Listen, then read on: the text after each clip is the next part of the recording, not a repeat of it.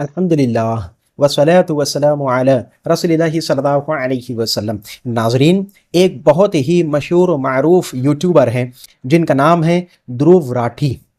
یہ اپنے YouTube channel پر مختلف موضوعات پر ویڈیوز بنا کر اپلوڈ کرتے رہتے ہیں۔ کچھ دن پہلے انہوں نے مختلف مذاہب پر ویڈیوز بنانے کی شروعات کی تھی، جن میں انہوں نے بلنڈرز کیے ہیں۔ تو ان کے ویڈیوز کو دیکھنے والی جو آڈینس ہے وہ مسلمان بھی ہے، غیر مسلم بھی ہے، ملحدین بھی ہے، وغیرہ وغیرہ۔ تو ایسا لگتا ہے کہ یہ جو اسلام کے بارے میں عقائد بیان کر رہے ہیں یا واقعات پیش کر رہے ہیں یا نظریات بتا رہے ہیں یا تشریحات کر رہے ہیں، تو ایسا ہی اسلام سکھاتا ہے یا اسلام میں موجود ہے، ایسا آڈینس کو محسوس ہوتے رہتا ہے۔ البتہ اسی بات کے پیش نظر میں نے ایک ویڈیو دیکھا تھا جس کا نام تھا the reality of Quran and Bible. اس میں انہوں نے بلنڈرز کیے ہیں۔ تو آج میں ایک بلنڈر کو ایڈریس کرنے جا رہا ہوں جو کہ اللہ، فرشتے، آدم علیہ السلام، حوا علیہ السلام اور شیطان کے بارے میں ہیں۔ تو آئیے بلا تاخیر آج کے ویڈیو کو ہم حضرت آدم علیہ السلام کے سچے واقعے کو سمجھنے کی کوشش کریں گے، اور جو دھرو راٹھی نے اپنے ویڈیو میں حضرت آدم علیہ السلام کا واقعہ پیش کیا تھا، اس میں اتنی بڑی بڑی غلطیاں تھیں، حتیٰ کہ اس میں گستاخیاں تک کے موجود تھیں۔ تو میری آپ سے درخواست ہے کہ اس ویڈیو کو آپ مکمل ملاحظہ کریں، اور دھرو راٹھی جو بھی اسلام کے متعلق ویڈیوز بناتے ہیں ان سے حتی الامکان اجتناب ہی کیا جائے۔ تو چلیے بلا تاخیر آج کی ویڈیو کو شروع کرتے ہیں۔ واقعہ یہاں سے شروع ہوتا ہے کہ جب اللہ تبارک و تعالی نے حضرت آدم علیہ السلام کی تخلیق کا ارادہ کیا تو تمام فرشتوں سے اللہ تعالیٰ نے مشورتاً کہا کہ میں زمین میں اپنا خلیفہ بنانے جا رہا ہوں۔ تو اس پر تمام فرشتوں نے تعجب کے ساتھ یہ سوال کیا، کیا تو ایسے کو زمین میں اپنا خلیفہ بنائے گا کہ جو فساد پھیلائے گا، خون ریزی کرے گا؟ اور ہم ہمیشہ تیری حمد بیان کرتے رہتے ہیں، ہم ہمیشہ تیری تسبیح بیان کرتے رہتے ہیں، ہم ہمیشہ تیری پاکی کرتے رہتے ہیں، تو زمین میں خلیفہ بنانے کی کیا ضرورت پیش آ رہی ہے؟ اس پر اللہ تبارک و تعالی نے ارشاد فرمایا کہ میں وہ کچھ جانتا ہوں جو تم نہیں جانتے ہو۔ اب یہ واقعے کا پہلا پس منظر ہے جو کہ مکمل ہو گیا۔ اس کے بعد اللہ تبارک و تعالی نے حضرت جبرائیل علیہ السلام کو اپنی زمین سے مٹی لانے کے لیے کہا، تو آپ مٹی لے آئے، اور اسی مٹی سے اللہ تبارک و تعالی نے حضرت آدم علیہ السلام کی تخلیق کی۔ اب دوسرا فیز یہ آیا اس واقعے کا کہ جب اللہ تبارک و تعالی نے حضرت آدم علیہ السلام کا پورا جسم، پورا پتلا مکمل کر لیا، تو اس کے بعد تمام فرشتوں کو اور ابلیس جو کہ شیطان نہیں تھا اس وقت تک کے، بعد میں وہ شیطان بنا، بعد میں وہ ملعون بنا، وہ انشاءاللہ تعالی آگے بیان کروں گا۔ تو اللہ تبارک و تعالی نے تمام فرشتوں کو اور ابلیس کو یہ حکم دیا کہ جب میں اس جسم میں، جب میں اس پتلے میں اپنی طرف سے روح پھونکوں گا یا روح ڈالوں گا تو تم تمام سجدے میں چلے جانا۔ جیسے ہی اللہ تبارک و تعالی نے حضرت آدم علیہ السلام کے جسم میں روح پھونکی یا روح ڈالی تو تمام فرشتے سجدہ ریز ہو گئے سوائے ابلیس کے۔ تو اللہ تبارک و تعالی نے ابلیس سے پوچھا کہ تجھے کس بات نے منع کیا کہ تو آدم علیہ السلام کو سجدہ کرے؟ تو اس پر تکبر کے ساتھ ابلیس نے جواب دیا کہ میں ان سے بہتر ہوں، کیونکہ تو نے مجھے آگ سے پیدا کیا ہے اور انہیں مٹی سے بنایا ہے۔ اس پر اللہ تبارک و تعالی بڑا غضبناک ہوا اور اسے کہا کہ تو ملعون ہے اور تو یہاں سے نکل جا۔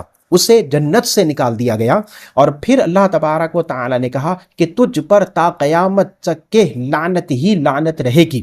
اس پر ابلیس نے کہا کہ مجھے تا قیامت تک کے مہلت دے دے کہ میں آدم علیہ السلام اور اس کی جو اولاد ہوگی انہیں گمراہ کرتا رہوں گا اور جہنم میں اپنے ساتھ لے جانے کا کام کروں گا۔ تو اللہ تبارک و تعالیٰ نے بھی اسے تا قیامت تک کی مہلت دی ہوئی ہے کہ وہ انسان کو بہکائے، انسان کو گمراہ کرے، انسان کو کفر اور شرک میں مبتلا کرے اور اپنے ساتھ جہنم میں لے جائے۔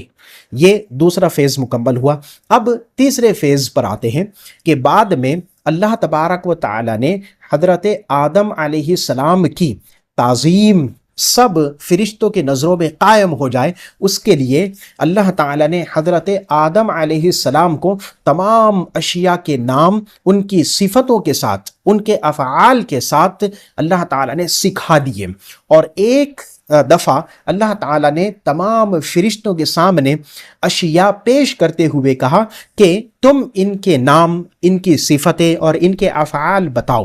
اس پر فرشتے قاصر رہے، تو اللہ تبارک و تعالیٰ نے حضرت آدم علیہ السلام سے کہا کہ انہیں ان اشیاء کے نام، صفتیں اور افعال بتا دو۔ تو اس پر آدم علیہ السلام نے فصاحت کے ساتھ ان اشیاء کے بارے میں مکمل معلومات دے دی، تو اس پر فرشتے مغلوب ہو گئے اور آدم علیہ السلام کی عزت، آدم علیہ السلام کی توقیر اور احترام ان کی نظروں میں قائم ہو گیا۔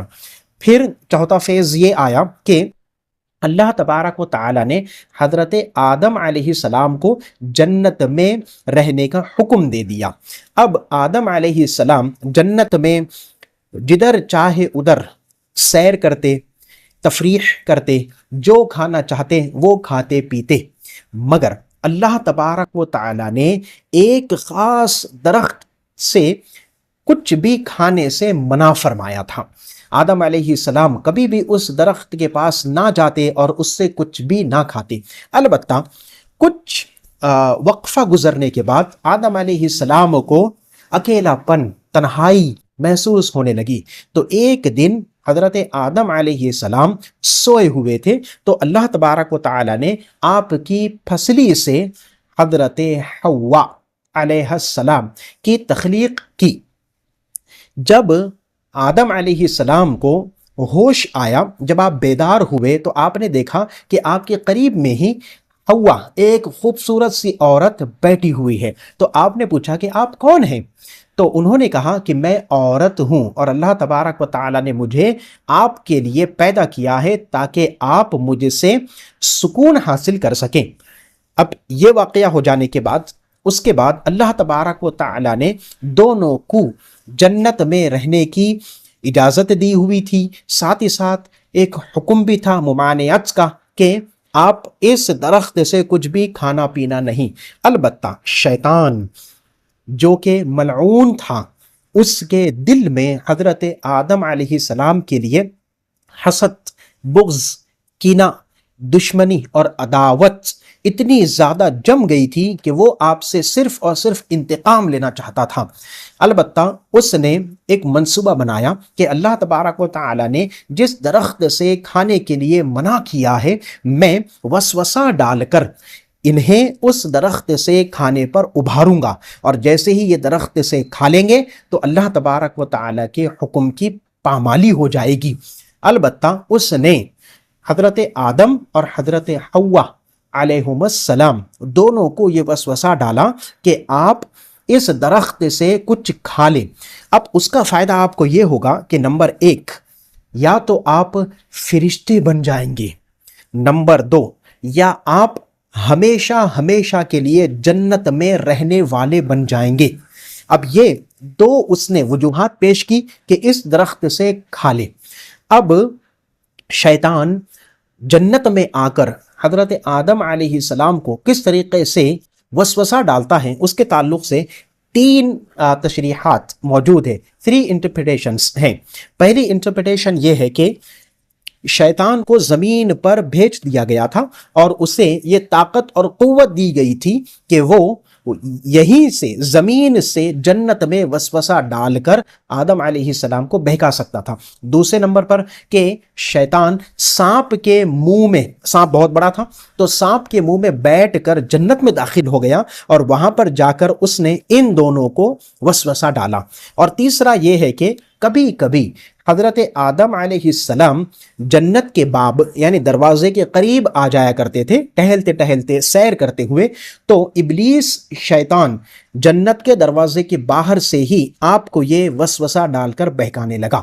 البتہ حضرت آدم علیہ السلام کے ذہن میں جو اللہ تبارک و تعالیٰ کا ممانعت والا حکم تھا وہ بھلا دیا گیا، آپ بھول گئے اور آپ نے اس درخت سے کچھ کھا لیا جس کی ممانعت اللہ تبارک و تعالیٰ نے کی ہوئی تھی۔ اب جیسے ہی آپ نے اور آپ کی زوج محترمہ حضرت حوا علیہم السلام نے درخت سے کچھ کھا لیا تو آپ نے بہت ہی خوبصورت کپڑے زیب تن کیے ہوئے تھے، وہ کپڑے اتر گئے اور آپ دونوں برہنہ ہو گئے، تو فوراً آپ دونوں نے درخت کے پتوں سے اپنے جسم کو چھپانا شروع کر دیا ہے۔